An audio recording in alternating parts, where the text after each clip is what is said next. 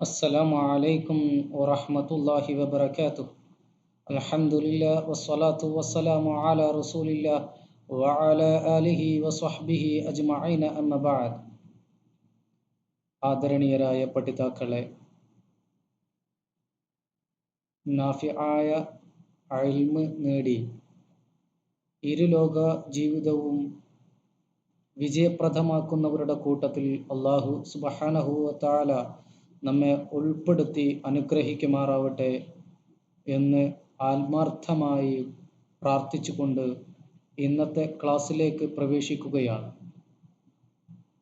വുളൂഇൻ്റെ ഫർളുകളെ കുറിച്ചാണ് നമുക്കിന്ന് ചർച്ച ചെയ്യേണ്ടത്. വുളൂഇന് 6 ഫർളുകളാണ് ഉള്ളത്. ഒന്നാമത്തെ ഫർള് മുഖം കഴുകുന്ന സമയത്ത് വുളൂഇൻ്റെ ഫർളിനെ കരുതുക. രണ്ടാമത്തെ ഫർള് മുഖം കഴുകുക. മൂന്നാമത്തെ ഫർള് മിർഫഖോട് കൂടെ കൈ രണ്ടും കഴുകുക. നാലാമത്തെ ഫർള് തല തടവുക. അഞ്ചാമത്തെ ഫർള് കണങ്കാൽ ഉൾപ്പെടെ 2 കാലുകൾ കഴുകുക. ആറാമത്തെ ഫർള് മേൽപ്പറഞ്ഞ സംഗതികളെല്ലാം ക്രമമായി ചെയ്യുക, തർത്തീബ് പാലിക്കുക. ഇൻഷാ അല്ലാഹ് നമുക്ക് ഓരോ ഫർളുകളും വിശദമായി പരിശോധിക്കാം. ഒന്നാമത്തെ ഫർള് മുഖം കഴുകുമ്പോൾ നിയ്യത്ത് വെക്കുക എന്നുള്ളതാണെന്ന് നമ്മൾ പറഞ്ഞു. എന്തൊക്കെ നിയ്യത്തുകൾ വെക്കാം, അതുപോലെ തന്നെ എപ്പോഴാണ് കൃത്യമായി നിയ്യത്ത് വെക്കേണ്ടത് എന്നിവയെ സംബന്ധിച്ചിട്ടുള്ള ആലോചനയാണ്, പഠനമാണ് നമ്മൾ നടത്തുന്നത്.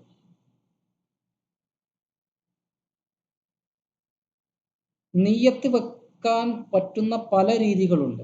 6ഓളം രീതികളുണ്ട്. ഓരോന്നായി പറയുകയാണ്. ഒന്ന്, നിയ്യത്ത് വുളൂഇൻ. വുളൂഇൻ്റെ നിയ്യത്ത് കരുതുക. വുളൂ എടുക്കുന്നെന്ന് കരുതിയാൽ മതി. രണ്ടാമത്തെ രീതി അദഉ ഫർളി വുളൂഇൻ. വുളൂഇൻ്റെ ഫർളിനെ നിർവഹിക്കുന്നു അല്ലെങ്കിൽ ഫർളിനെ വീട്ടുന്നു എന്ന് കരുതുക. രണ്ടാമത്തെ രീതി. മൂന്നാമത്തെ രീതി അശുദ്ധിയെ ഉയർത്തുന്നു എന്ന് കരുതുക. എന്നാൽ ദായിമു ഹദസായിട്ടുള്ള ആളുകൾ, നിത്യ അശുദ്ധിയുള്ള, മൂത്രം എപ്പോഴും പോയിക്കൊണ്ടിരിക്കുന്ന, എപ്പോഴും ഇസ്തിഹാലത്ത് ഉള്ള, കീഴ്വായു എപ്പോഴും പോയിക്കൊണ്ടിരിക്കുന്ന ആളുകൾക്ക് ഒന്നും ഈ പറഞ്ഞ മൂന്നാമത്തെ നിയ്യത്ത് വെക്കാൻ പാടുള്ളതല്ല. അഥവാ അശുദ്ധിയെ ഉയർത്തുന്നു എന്ന ഈ മൂന്നാമത്തെ നിയ്യത്ത് അവരാരും വെക്കാൻ പാടുള്ളതല്ല. ഒരാൾ ഒളു എടുത്തു, എന്നിട്ട് അടുത്ത നിസ്കാരത്തിന് വേണ്ടി ഒളു പുതുക്കുകയാണ്. അയാളുടെ ഒളു മുറിഞ്ഞിട്ടില്ല, എന്നാലും അയാൾ സുന്നത്തിന് വേണ്ടി പുതുക്കുകയാണ്. രണ്ടാമത് ഒളു എടുക്കൽ സുന്നത്താണല്ലോ. അങ്ങനെ പുതുക്കുകയാണെങ്കിലും ചെറിയ അശുദ്ധിയെ ഉയർത്തുന്നു എന്ന ഈ നിയ്യത്ത് വെക്കാവുന്നതാണ്, പ്രശ്നമില്ല. മനസ്സിലായിട്ടുണ്ടാകും എന്ന് കരുതുന്നു. ദായിമു ഹദസായിട്ടുള്ള, നിത്യ അശുദ്ധിയുള്ള, ഇസ്തിഹാലത്തുള്ള, എപ്പോഴും മൂത്രം പോയിക്കൊണ്ടിരിക്കുന്ന, അല്ലെങ്കിൽ കീഴ്വായു പുറപ്പെട്ടുകൊണ്ടിരിക്കുന്ന ആളുകൾക്ക് മാത്രമാണ് ഈ നിയ്യത്ത് വെക്കാൻ പാടില്ലാത്തത്. ഒളു പുതുക്കുന്ന ആളുകൾക്ക് പോലും ഈ നിയ്യത്ത് വെക്കാം. എന്നാൽ ദായിമു ഹദസായിട്ടുള്ള ആളുകൾ ഒരിക്കലും ഈ നിയ്യത്ത് വെക്കരുത്. ഇനി നാലാമത്തൊരു രീതി അവി ത്വഹാറത്തി അൻഹു. വുളൂഇൻ്റെ ശുദ്ധിയെ കരുതുക എന്നുള്ളതാണ്. അശുദ്ധിയെ തൊട്ട് ശുദ്ധിയാക്കുന്നു എന്ന് കരുതാം. അല്ലെങ്കിൽ അവിത്വഹാറത്തു ലിനഹ്വി സ്വലാത്തി മിമ്മാ ലാ യുബാഹു ഇല്ലാ ബിൽ വുളൂഇ, വുളൂ കൊണ്ടല്ലാതെ അനുവദിക്കപ്പെടാത്ത നിസ്കാരം പോലുള്ള കാര്യങ്ങൾക്ക് വേണ്ടി ശുദ്ധി വരുത്തുന്നു എന്ന് കരുതുക. നിസ്കരിക്കാൻ എന്തായാലും വുളൂ നിർബന്ധമാണ്. അപ്പൊ അത്തരം വുളൂ കൊണ്ടല്ലാതെ അനുവദിക്കപ്പെടാത്ത കാര്യങ്ങളുടെ അത്തരം കാര്യങ്ങൾക്ക് വേണ്ടി ശുദ്ധി വരുത്തുന്നു എന്ന് കരുതുക. നിസ്കാരത്തിന് വേണ്ടിയിട്ട് ശുദ്ധി വരുത്തുകയാണ് എന്ന് കരുതുക. മനസ്സിലാണ്ടല്ലോ. ഇനി അടുത്ത ഒന്ന് അഥവാ ആറാമത്തത്, അവിസ്തിബാഹത്തി മുഫ്തഖിരിൻ ഇലാ വുളൂഇൻ കസ്സലാത്തി വ മസ്സിൽ മുസഹഫി. വുളൂ അവിസ്തിബാഹത്തി മുഫ്തഖിരിൻ ഇലാ വുളൂഇൻ, വുളൂ ആവശ്യമുള്ളതിനെ അനുവദനീയമാക്കുന്നു എന്ന് കരുതുക. വുളൂ അത്യാവശ്യമാണ്, അപ്പൊ അതിനെ അനുവദനീയമാക്കുന്നു എന്ന് കരുതുക. അപ്പൊ നിസ്കാരത്തെ അനുവദനീയമാക്കാൻ വേണ്ടിയിട്ട് എന്ന് കരുതുക, അല്ലെങ്കിൽ മുസാഫ് തൊടാൻ വേണ്ടിയിട്ട് എന്ന് കരുതുക. അതിനെ അനുവദനീയമാക്കാൻ വേണ്ടിയിട്ട് വുളൂ എടുക്കുന്നു എന്ന് കരുതുക. നിസ്കാരത്തെ അനുവദനീയമാക്കാൻ വേണ്ടിയിട്ട് വുളൂ എടുക്കുന്നു എന്ന് കരുതുക. ഇതാണ് ആറാമത്തെ രീതി. 5ഉം 6ഉം തമ്മിൽ വ്യത്യാസം അത് വേറിട്ട് മനസ്സിലാക്കണം. 5ാമത് പറഞ്ഞ ശുദ്ധിയെ കരുതുക എന്നാണ്. 6ാമത് അനുവദനീയമാക്കുന്നു എന്ന് കരുതുക എന്നാണ് പറഞ്ഞത്. രണ്ടും വേറിട്ട് മനസ്സിലായിട്ടുണ്ടാകും എന്ന് കരുതുന്നു. നമ്മൾ പറഞ്ഞു വന്നത് വുളൂ ആവശ്യമാണ്, അത്തരം സംഗതികളെ അനുവദനീയമാക്കാൻ വേണ്ടിയിട്ട് അതിനെ അനുവദനീയമാക്കുന്നു എന്ന് കരുതൽ പറ്റും. ആ സമയം വുളൂ എടുക്കൽ സുന്നത്തായ കാര്യങ്ങളുണ്ട്. ഇപ്പൊ ഖുർആൻ പാരായണം ചെയ്യാൻ വേണ്ടിയിട്ട് വുളൂ എടുക്കൽ സുന്നത്തേ ഉള്ളൂ. അപ്പൊ ഒരാൾ നിയ്യത്ത് വെച്ചു, ഖുർആൻ പാരായണം ചെയ്യാൻ വേണ്ടിയിട്ട് ഞാൻ വുളൂ എടുക്കുന്നു എന്ന് പറഞ്ഞാൽ ശരിയാകൂല. മുസ്ഹഫ് തൊടാൻ വേണ്ടിയിട്ട് ഞാൻ വുളൂ എടുക്കുന്നു എന്ന് പറഞ്ഞാൽ ശരിയാകും. കാരണം ഖുർആൻ പാരായണം ചെയ്യാൻ വേണ്ടിയിട്ട് വുളൂ എടുക്കൽ സുന്നത്തേ ഉള്ളൂ. മുസ്ഹഫ് തൊടാൻ വുളൂ എടുക്കൽ നിർബന്ധമാണ്. വ്യത്യാസം മനസ്സിലായല്ലോ. അതുപോലെ തന്നെയാണ് ഹദീസ് പാരായണം ചെയ്യാൻ വേണ്ടിയിട്ട് വുളൂ എടുക്കുന്നു, പള്ളിയിൽ പ്രവേശിക്കാൻ വേണ്ടി വുളൂ എടുക്കുന്നു, ഖബർ സിയാറത്ത് ചെയ്യാൻ വേണ്ടിയിട്ട് വുളൂ എടുക്കുന്നു. ഇങ്ങനെയൊക്കെ നിയ്യത്ത് വെച്ചുകൊണ്ട് നമുക്ക് എന്ത് ചെയ്യാൻ പറ്റില്ല, നിസ്കാരങ്ങൾ നിർവഹിക്കാൻ പറ്റുകയില്ല. കാരണം അത്തരം സംഗതികൾക്കൊക്കെ എന്താണ്, വുളൂ എടുക്കൽ സുന്നത്താണ്. അപ്പൊ വുളൂ ചെയ്യുമ്പോൾ നമ്മൾ ഈ 6 രീതിയിലുള്ള നിയ്യത്തുകൾ നമുക്ക് വെക്കാവുന്നതാണ്. ഇനി എന്തിനാ ഇപ്പൊ നിയ്യത്ത് വെക്കണത്? അത് ഇന്നമൽ അഅ്മാലു ബിന്നിയാത്ത്, പ്രവർത്തനങ്ങൾ സ്വീകരിക്കപ്പെടുന്നത് നിയ്യത്തുകൾ കൊണ്ടാണ് എന്ന് അല്ലാഹുവിന്റെ റസൂൽ പറഞ്ഞിരിക്കുന്നു. സിഹത്ത് അത് ശരിയാവുന്നത് തന്നെ നിയ്യത്ത് കൊണ്ടാണെന്ന് അല്ലാഹുവിന്റെ റസൂൽ സ്വല്ലല്ലാഹു അലൈഹി വസല്ലം തങ്ങൾ പറഞ്ഞിട്ടുണ്ട്. ബുഖാരിയും മുസ്ലിമും ഈ ഹദീസ് റിപ്പോർട്ട് ചെയ്തിട്ടുണ്ട്. അതിന്റെ അടിസ്ഥാനത്തിലാണ് നിയ്യത്ത് വെക്കൽ നിർബന്ധമാകുന്നത്. മനസ്സിലായല്ലോ. ഇനി അടുത്തത്, എപ്പോഴാണ് നമ്മൾ നിയ്യത്ത് വെക്കേണ്ടത് എന്നാണ് ഇനി പറയുന്നത്. നിയ്യത്ത് എന്താണെന്ന് പറഞ്ഞു, എപ്പോൾ നിയ്യത്ത് വെക്കണം എന്നാണ് ഇനി പറയുന്നത്. വയജിബു ഖർനുക ഇൻദ അവ്വലി ഗുസ്ലി ജുസ്ഇൻ മിൻ വജ്ഹിൻ, മുഖത്തിന്റെ ആദ്യ ഭാഗം കഴുകുമ്പോൾ തന്നെ എന്ത് ചെയ്യണം, നിയ്യത്ത് വെക്കണം. ഫലോ ഖർനഹ ബി അസ്നഇഹി കഫ, ഇനി ഒരാൾ എന്ത് ചെയ്തു, നിയ്യത്ത് വെച്ചത് ഇടയിൽ വെച്ചിട്ടാണ്, മുഖം കഴുകുന്നതിന്റെ ഇടയിൽ വെച്ചിട്ടാണ് എങ്കിൽ അത് മതി. പക്ഷെ വജബ ഇയാദത്തു ഗുസ്ലി മാ സബഖ, മുമ്പ് കഴുകിയതിനെ മടക്കി കഴുകൽ നിർബന്ധമാണ്. ഇപ്പൊ ഉദാഹരണമായിട്ട് ഒരാള് നിയ്യത്ത് വെച്ചപ്പോഴാണ് ഈ മുഖത്തിന്റെ പാതി കഴുകുമ്പോഴാണ് വുളൂഇന്റെ നിയ്യത്ത് വെച്ചത് എങ്കിൽ മതി. ഇവിടുന്ന് ഈ താഴെഭാഗത്തേക്കുള്ളതിന് അത് മതി. പക്ഷെ മുഴുവൻ വീണ്ടും കഴുകൽ നിർബന്ധമാണ്. വലാ യക്ഫി ഖർനുഹ ബിമാ ഖബ്ലഹു, വലാ യക്ഫി ഖർനുഹ ബിമാ ഖബ്ലഹു, ഒരാള് ഈ മുഖം കഴുകുന്നതിന്റെ മുൻപേ നിയ്യത്ത് വെച്ചാൽ അത് മതിയാവൂല. ഉദാഹരണമായിട്ട് മുൻകൈ കഴുകൽ സുന്നത്താണ്. ആ സമയത്താണ് ഒരാൾ എന്ത് ചെയ്തത് നിയ്യത്ത് വെച്ചാൽ അത് മതിയാവൂല. ഹൈസുലം യസ്തസ്ഹിബ് അലാ ഖുസ്ലി ശൈഇൻ മിൻഹു, ഈ നിയ്യത്തിന് അയാൾ മുഖം കഴുകുന്നതിനോട് സഹവസിപ്പിച്ചിട്ടുണ്ടെങ്കിൽ പ്രശ്നമില്ല. ഉദാഹരണമായിട്ട് മളുമളത്ത്, വായിൽ വെള്ളം കൊപ്പിളിക്കുന്ന സമയത്താണ് ചെയ്തത്. അപ്പോൾ അയാളുടെ ചുണ്ട് നനയുകയും ചെയ്തു. അങ്ങനെയെങ്കിൽ എന്ത് ചെയ്യാം? അയാളുടെ മുഖത്തിന്റെ ഭാഗത്തിൽ പെട്ടതാണല്ലോ ഈ ചുണ്ടിന്റെ ചുവപ്പ് എന്ന് പറയുന്നത്. അപ്പോൾ അതിനോട് അത് നിയ്യത്ത് സഹവസിച്ചു വന്നു എന്നുള്ളത് കൊണ്ട് അത് മതി. പക്ഷെ അതിന്റെ മുമ്പേ ചെയ്താൽ മതിയാവൂല. മനസ്സിലാണല്ലോ? മുഖത്തിന്റെ അല്പം കഴുകുന്നതിനോട് സഹവസിച്ച് നിയ്യത്ത് വന്നാൽ പ്രശ്നമില്ല. എന്നാൽ മുഖത്തിന്റെ ഏതെങ്കിലും ഒരു ഭാഗത്തോട് സഹവസിക്കാത്ത രീതിയിൽ നിയ്യത്ത് ചെയ്താൽ അത് ശരിയാവുന്നതല്ല എന്നാണ് പറഞ്ഞത്. അപ്പൊ വാറനക, ആ നിയ്യത്തിനോട് സഹവസിച്ചു വന്ന ഒന്നാണ് ഹുവ അവ്വലുഹു, മുഖത്തിൽ നിന്നുള്ള ആദ്യം. അപ്പൊ നമ്മൾ ചുണ്ടിനോടാണ് കഴുകിയെങ്കിൽ അത് അതിന്റെ ആദ്യ ഭാഗമായിട്ട് മാറി. ബാക്കിയുള്ള നമ്മൾ നേരത്തെ പറഞ്ഞ പോലെ എന്ത് ചെയ്യണം? ഇആദത്ത് ചെയ്യണം, മടക്കിയിട്ട് കഴുകണം. പക്ഷെ ഇവിടെ പ്രശ്നമുണ്ട്. മതത്തിന്റെ സമയത്ത് നമ്മൾ കഴുകുമ്പോഴാണ് അങ്ങനെ നിയ്യത്ത് 6 നിയ്യത്തുകൾ നമ്മൾ പറഞ്ഞല്ലോ, അതിൽ ഏതെങ്കിലും നിയ്യത്ത് വെച്ചുകയും ചെയ്യിക്കുക. അതുകൊണ്ട് നഷ്ടം ഉണ്ടാവുന്നുണ്ട്. അതെന്താ പറയുക?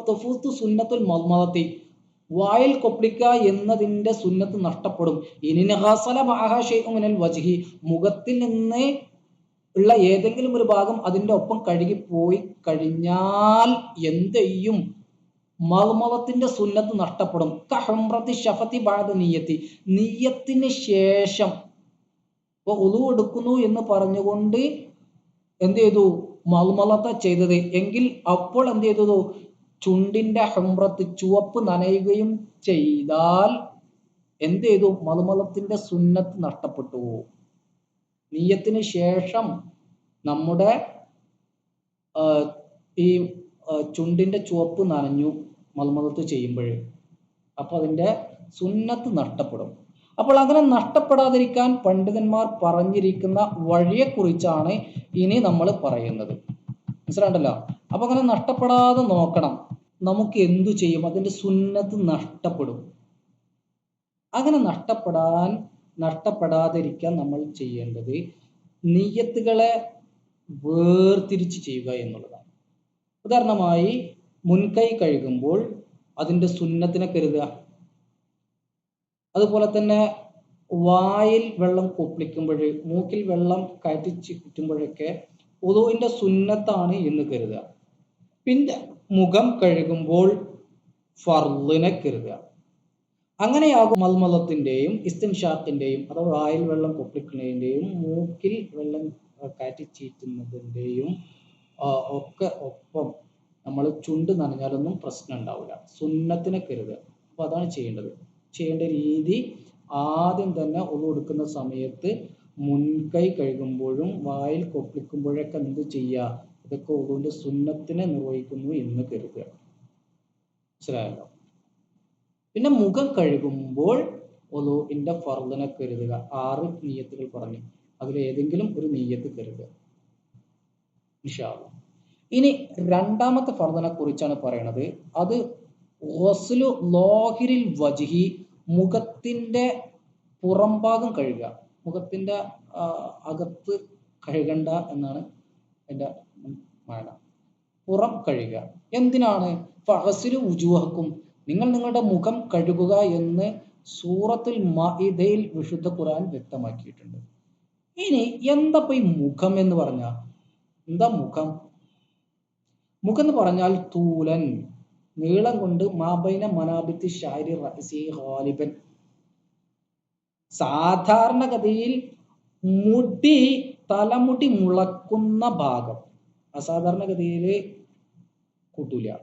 സാധാരണഗതിയിൽ മുടി മുളക്കുന്ന ഭാഗം മുതൽ വതഹ്ത മുൻതഹ ലഹ്യൈഹി ബിഫതഹിൽ ലാമി, അഥവാ താടിയെല്ലിന്റെ അവസാന ഭാഗം വരെയുള്ള ആ സ്ഥലമാണ് മുഖം എന്ന് പറയുന്നത്. ഫഹുവ മിനൽ വജ്ഹി ദൂന മാ തഹ്തഹു. ഈ ലഹ്യൈഹി എന്ന് പറയുന്നത് ഈ താടിയലിന്റെ എല്ലുകള് കൂട്ടിമുട്ടുന്ന സംഗമിക്കുന്ന ഇടം മുഖത്തിൽപ്പെട്ടതാണ്. അതിന്റെ താഴെയുള്ളത് പെടൂല. ഉദാഹരണമായിട്ട് ഈ ഇവിടെയൊക്കെയുള്ള രോമങ്ങളും എന്ത് പെടൂല, എന്ത് പറ്റൂല, ഇതിൽ പെടൂല, മുഖത്തിൽ പെടൂല. അതുപോലെ തന്നെ വീതിയിൽ മാബൈന ഉദുനൈഹി, രണ്ട് ചെവികൾക്കിടയിലുള്ള സ്ഥലമാണ് എന്ത്, മുഖം. അപ്പോൾ നീളം ഇങ്ങനെ, വീതി ഇങ്ങനെ, രണ്ട് ചെവികൾക്കിടയിലുള്ളത് മുടി മുളക്കുന്ന ഇടം മുതൽ രണ്ട് താടിയല്ലുകൾ കൂട്ടിമുട്ടുന്ന ഇടം വരെയുള്ള സ്ഥലമാണ് ഏത്, മുഖം എന്ന് പറയുന്നത്. മനസ്സിലായല്ലോ?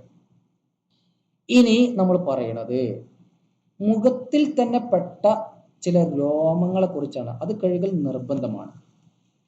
ഉദാഹരണമായിട്ട് പുരികം, ഇമകൾ, കണ്ണിന്റെ കൺപോളമുണ്ടാകുന്ന രോമം, അത് കഴുകൽ നിർബന്ധമാണ്. മീശ കൈകൾ നിർബന്ധമാണ്. അൻഫഖത്ത് കഴുകൽ അഥവാ ഈ താഴെ ചുണ്ടിന്റെ അടിയിലുള്ള രോമം, ഇത് കഴുകൽ നിർബന്ധമാണ്. ലഹ്യത്തി, താടി കഴുകൽ നിർബന്ധമാണ്. താടി എന്ന് പറഞ്ഞാല് ഈ ദഖനിന്റെ ലഹ്യൈനി രണ്ടും സംഗമിക്കുന്ന ഇടത്തുള്ള രോമം, ആ രോമം കഴുകൽ നിർബന്ധമാണ്.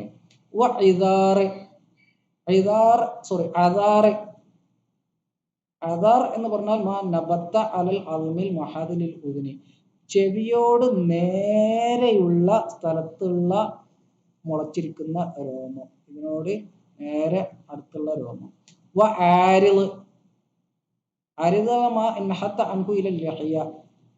ഈ അദാറിൽ നിന്ന് താഴോട്ട് വരുന്ന, ഈ ലഹയിലേക്ക് വരുന്ന മുടി, താടിയിലേക്ക് വരുന്ന, നമ്മൾ മൊത്തത്തിൽ താടി എന്നാ പറയല്ലേ, ഓരോന്നും ഓരോ പേരുണ്ട് അറബിയിൽ. അപ്പൊ ഇതൊക്കെ കഴുകൽ നിർബന്ധമാണ്. ഇനി ഒന്നുകൂടെ വിശദമാക്കി തരികയാണ്. മുഖത്തിൽ പെട്ടതാണ് ഹുംറത്തു ഷഫത്തൈനി, ചുണ്ടിന്റെ ചുവപ്പ്, രണ്ട് ചുണ്ടുകളുടെയും ചുവപ്പ് എന്തിൽപ്പെട്ടതാണ്, മുഖത്തിൽ പെട്ടതാണ് എന്ന് വളരെ വ്യക്തമാക്കി തരുന്നു. അതുപോലെ തന്നെ നെറ്റിയിൽ മുടി മുളച്ച സ്ഥലം, നെറ്റിയിൽ മുടി മുളച്ചിട്ടുണ്ടെങ്കിൽ ആ സ്ഥലവും എന്തിൽപ്പെട്ടതാണ്, മുഖത്തിൽപ്പെട്ടതാണ്. അത് മുഖം എന്താണ് എന്ന് വ്യക്തമായി മനസ്സിലാക്കി. എന്നാൽ മുഖമല്ലാത്ത ഭാഗത്തെ കുറിച്ചാണ് ഇനി പറയുന്നത്. വളരെ വ്യക്തമായി ഫിഖ്ഹ് പറഞ്ഞു തരികയാണ്. ദൂന മഹല്ലി തഹദീഫി അലൽ അസഹി, മഹല്ലു തഹദീഫ്, മുടി നീക്കം ചെയ്യുന്ന സ്ഥലം, അങ്ങനെയാണത്. അപ്പൊ ആ സ്ഥലം എന്തല്ല, മുഖത്തിൽ പെട്ടതല്ല. ഈ മഹല്ലു തഹദീഫ് എന്ന് പറഞ്ഞാൽ ഏതാണ്, അത് ആധാറിന്റെ ഇടത്താടിയുടെ തുടക്കം മുതൽ കയനറ്റ് വരെയുള്ള സ്ഥലത്ത് ചെറിയ മുടികൾ, ചെറിയ ചെറിയ രോമങ്ങൾ ഉണ്ടാവും, ഖഫീഫ് നേരിയ രോമങ്ങൾ ഉണ്ടാവും. ആ സ്ഥലം എന്തല്ല, ഇത് മുഖത്തിന്റെ ഭാഗമല്ല. മനസ്സിലാണ്ടല്ലോ? അതുപോലെ തന്നെ വധൂന വതദിൽ ഉദുനി, ചെവിക്കുറ്റി മുഖത്തിൽപ്പെട്ടതല്ല. നസഅതൈനി, നമ്മൾ പറഞ്ഞു കയനറ്റി, അത് മുഖത്തിൽപ്പെട്ടതല്ല. അതുപോലെ തന്നെ മൗദിഉ സ്വലാഹ്, കഷണ്ടി വരുന്ന, തലയിൽ നിന്ന് തലയിൽപ്പെട്ട ഭാഗത്തു നിന്ന് മുടി കൊഴിഞ്ഞ സ്ഥലം, അതൊന്നും എന്തല്ല, മുഖം അല്ല. അപ്പോൾ മുഖം എന്താണ് എന്നും മുഖം എന്തല്ല എന്നും വ്യക്തമായി ഫിഖ് പറയും. മനസ്സിലാണ്ടല്ലോ? പക്ഷെ മുഖമല്ല എന്ന് നമ്മൾ പറഞ്ഞ ഭാഗങ്ങളും കഴുകൽ സുന്നത്താണ്. മുഖമല്ല എന്ന് നമ്മൾ പറഞ്ഞ ഈ മഹല്ലു തഹദീഫിന്റെയും ചെവിക്കുറ്റിയുടെയും ഒക്കെ ആ ഭാഗങ്ങളൊക്കെ കഴുകല് സുന്നത്താണ്. മനസ്സിലായല്ലോ? പിന്നെ നോക്കൂ, അതുപോലെ കുറെ രോമങ്ങൾ നമ്മൾ പറഞ്ഞു, അതിൻ്റെയൊക്കെ ഉള്ളു കഴുകൽ നിർബന്ധമാണ്.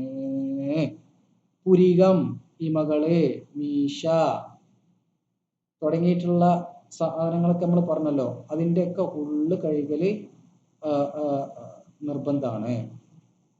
ലാ ബാത്തിനി കെസീഫി ലഹിയത്തിൻ വആരിദിൻ, ആരിള് ലഹിയത്ത് താടിരോമം നമ്മൾ ഒറ്റടിക്ക് പറഞ്ഞു.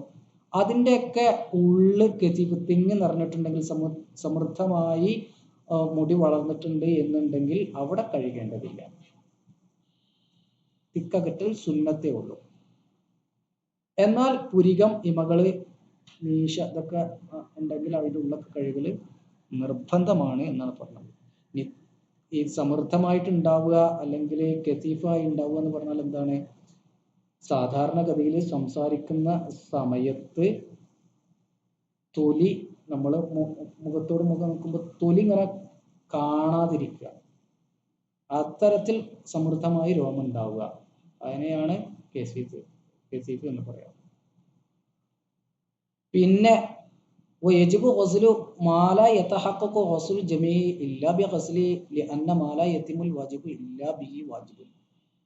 ഇനി മുഖം കഴുകൽ അത് ഉണ്ടാവൂല ഇത് കഴുകിയാലല്ലാതെ. അങ്ങനെയാണെങ്കിൽ അതും കഴുകൽ നിർബന്ധമാണ്. ഈ പറഞ്ഞ സ്ഥലങ്ങളിലൊക്കെ അത് കഴുകിയാലേ മുഖം കെട്ട് കഴുകി വരുള്ളൂ. നമ്മൾ കുറെ സ്ഥലങ്ങളൊക്കെ ഒഴിവാക്കിയല്ലോ. അപ്പോൾ അതൊക്കെ കഴുകിയാലേ മുഖം കെട്ട് കഴുകി വരുള്ളൂ എന്നുണ്ടെങ്കിൽ അതൊക്കെ കഴുകൽ നിർബന്ധമാകും. മനസ്സിലാണ്ടല്ലോ? അതും കൂടെ നമ്മൾ മനസ്സിലാക്കുക. ഇനി മൂന്നാമത്തത് ഗസ്ലു യദൈഹി മിൻ കഫൈഹി വദിറാഇഹി ബികുല്ലി മിർഫഖിൻ. രണ്ട് കൈകൾ കഴുകുക. കഫ് മുതൽ ദിറാഇഹി ബികുല്ലി മിർഫഖിൻ, മുട്ടോട് കൂടെ കഴുകണം. മനസ്സിലായല്ല?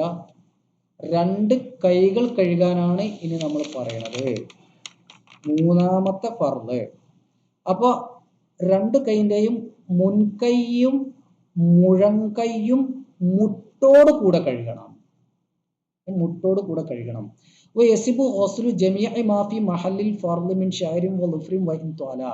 ഈ സ്ഥലങ്ങളിലൊക്കെ ഉള്ള നഖം, രോമങ്ങള് അതൊക്കെ കഴുകൽ നിർബന്ധമാണ്. ഓക്കെ. ഇനി നമ്മൾ പറയുന്നത് ഒരാൾ കഴുകുന്നതിനിടയിൽ ഒരു ഭാഗം വിട്ടുപോയി, അത് 3 പ്രാവശ്യത്തിനിടയിൽ അയാൾ കഴുകുകയും ചെയ്യിക്കുക, അത് മതി. ഓക്കെ. അല്ലെങ്കിൽ അയാൾ മടക്കി അപ്പോൾ ചെയ്തു മടക്കുമ്പോൾ അയാൾ അത് കഴുകിപ്പോയി, അങ്ങനെയാണെങ്കിലും അത് മതി. പക്ഷെ ലാ തജ്ദീദിൻ വലഹ്തിയാത്തിൻ, സൂക്ഷ്മതയ്ക്ക് വേണ്ടിയിട്ടോ അല്ലെങ്കിൽ തജ്ദീദിന് വേണ്ടി എടുക്കുമ്പോഴോ പോരാ. ഒരാൾ സൂക്ഷ്മതയ്ക്ക് വേണ്ടി ഒന്നും എടുത്തിരുന്നു, അപ്പോൾ ഒരു ഭാഗം കഴുകാൻ വിട്ടുപോയി, പിന്നെ ആൾ സൂക്ഷ്മതയ്ക്ക് വേണ്ടിയിട്ട് വേറെ ഒന്നും എടുത്തു, അപ്പോൾ ആ ഭാഗം കഴുകിപ്പോയി, കൂട്ടൂല. അല്ലെങ്കിൽ പുതുക്കി ഒന്നും എടുത്തതാണ്, ഒരു ഒന്നും എടുത്തിരുന്നു, പിന്നെ രണ്ടാമത്തെ സുന്നത്തല്ലേ വിചാരിച്ച് പുതുക്കുകയാണ്, അപ്പോഴും കഴുകാത്ത ഭാഗം അങ്ങനെ കഴുകിപ്പോയാൽ കൂട്ടൂല. മൂന്നാമത്തെ ഭാഗം കഴുകുമ്പോഴോ അല്ലെങ്കിൽ ഒന്നു മടക്കണം. മനസ്സിലാണ്ടല്ലോ? അപ്പൊ ഇപ്പൊ ഒരാള് കഴുകുകയാണ്, കഴുകുമ്പോൾ അയാൾ എന്ത് ചെയ്തു പോയി? തസ്ലീസ്. മനസ്സിലായല്ലോ? 3 പ്രാവശ്യം കഴിക്കുന്നതിന് കഴുകിപ്പോയി. ഓക്കെ. ഒന്നുമൊക്കെ എടുത്ത് കഴിഞ്ഞിട്ടാണെങ്കിൽ പിന്നെ അവിടെ കഴുകാത്ത ഉണ്ടെന്ന് മനസ്സിലായ അയാൾ വീണ്ടും എന്ത് ചെയ്യണം? മടക്കി കഴുകുക. മറന്നു പോയാൽ മടക്കി കഴുകുക എന്നുള്ളത് നിവൃത്തിയുള്ളൂ എന്നാണ് പറഞ്ഞത്. ഇനി റാബിഉഹ മസ്ഹു ബഅദു റഅസിഹി, തലയിൽ നിന്ന് അല്പം കഴുകുക, തലയുടെ അല്പം കഴുകുക. ഇപ്പൊ മുഖത്തിന്റെ ഭാഗമല്ല എന്ന് പറഞ്ഞാൽ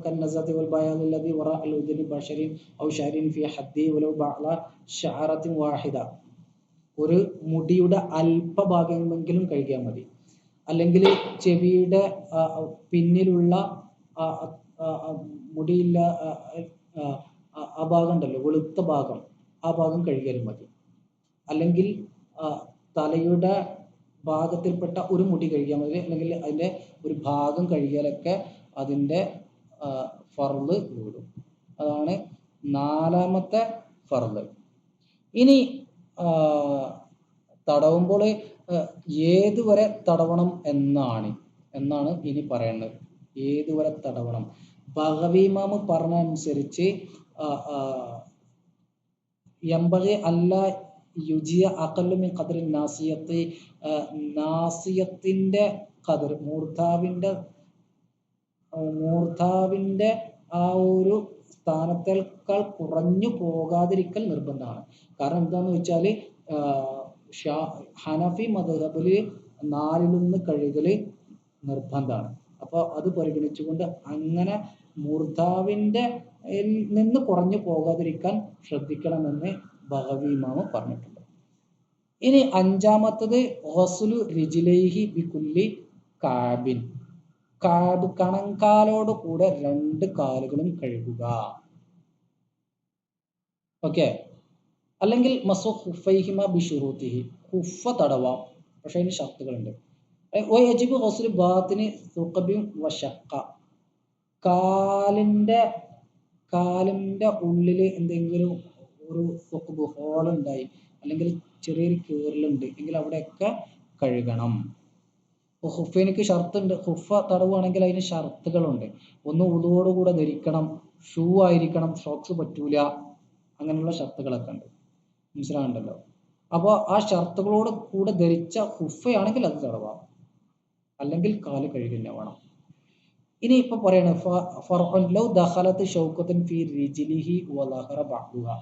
ഒരാളുടെ കാലുമ എന്ത് ചെയ്തു, ഒരു മുള്ളു തറച്ചു, അങ്ങനെയെങ്കിൽ വജബ കൽബുക വാസിൽ മഹല്ലിയ, ആ മുള്ളു ഊരിയെടുത്തിട്ട് ആ ഭാഗം കഴുകണം.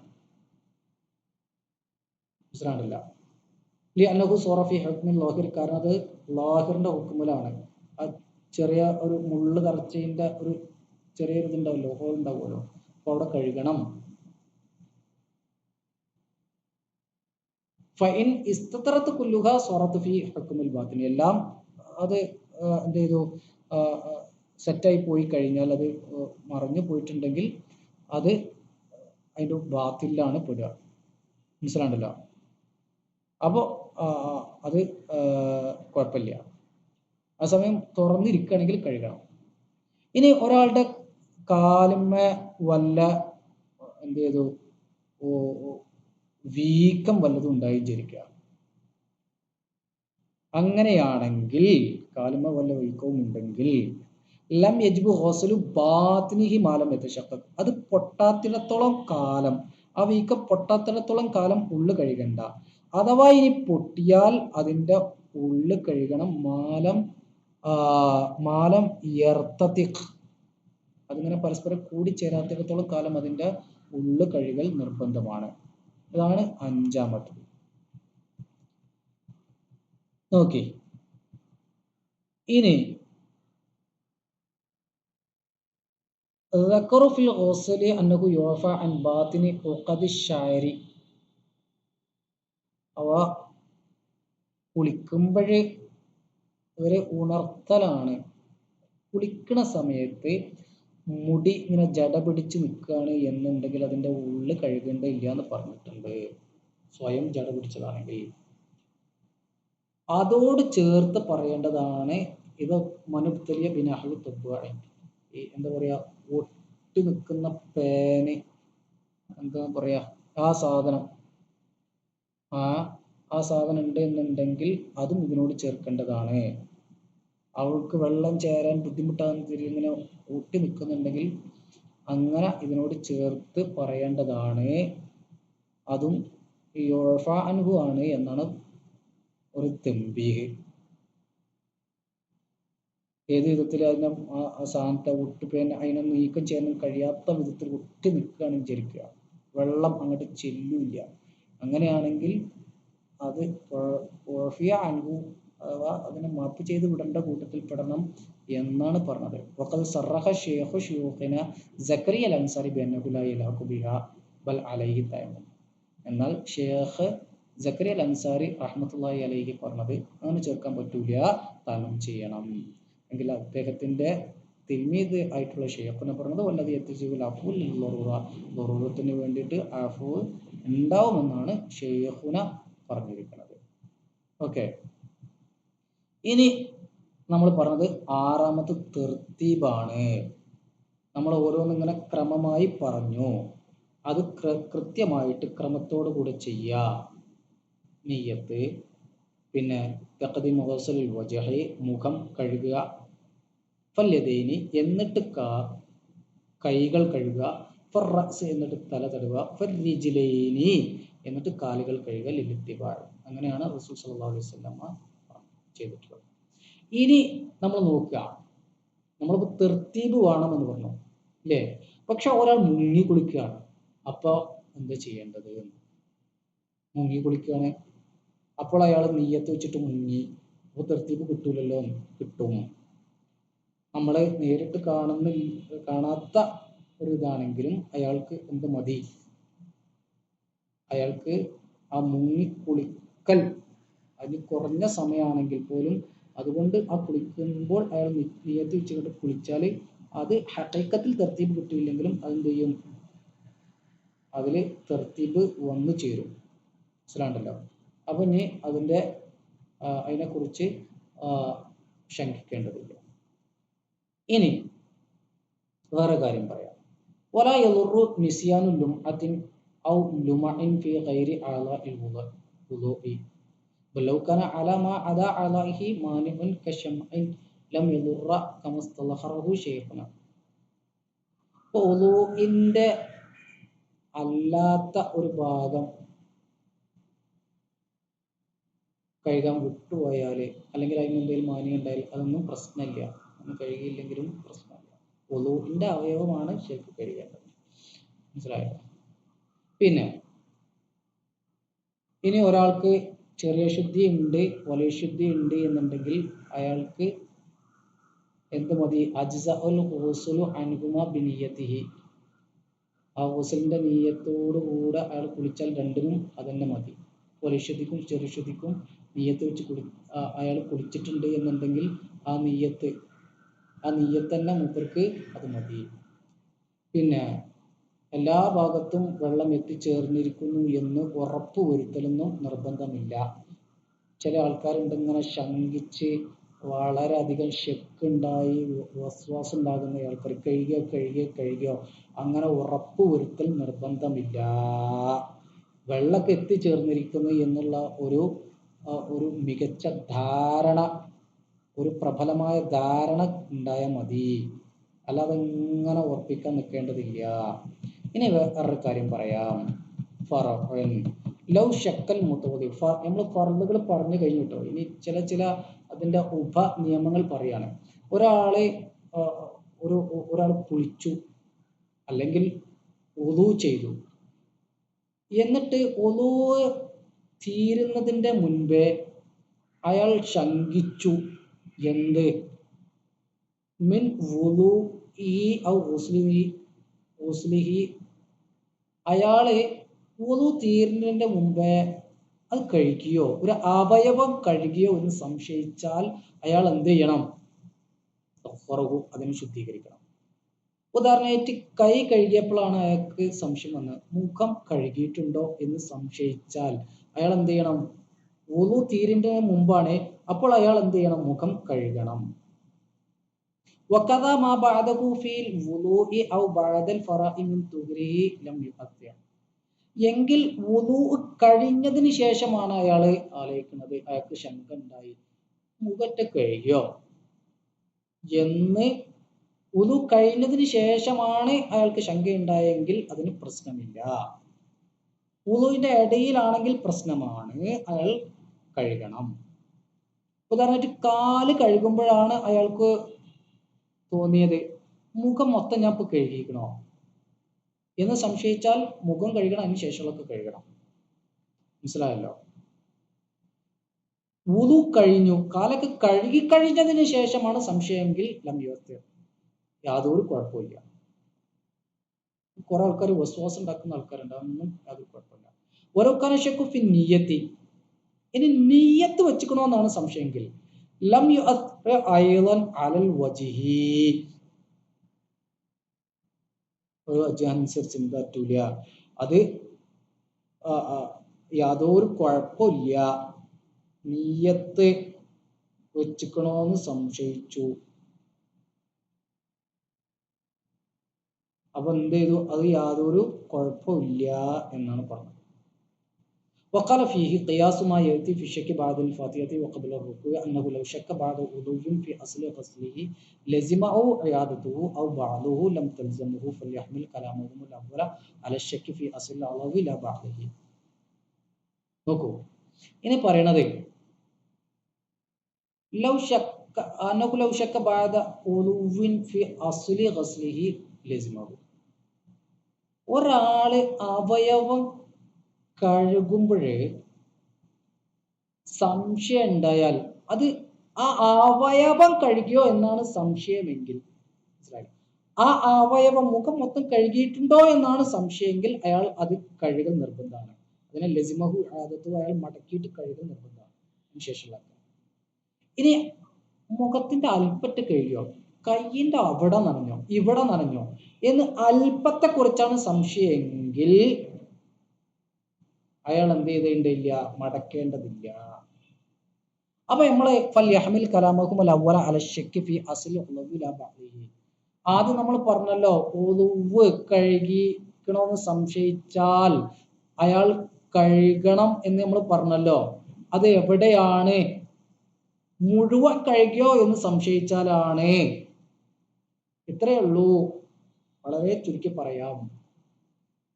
ഒരാള് ഉളു എടുക്കുന്നതിന് ഇടയിൽ മുഴുവൻ കഴുകിയോ എന്ന് സംശയിച്ചാൽ അയാൾ ആ മുഴുവൻ കഴുകി അതിനെ മടക്കി ചെയ്യണം. അതിന് ശേഷമുള്ളതൊക്കെ മടക്കി ചെയ്യണം.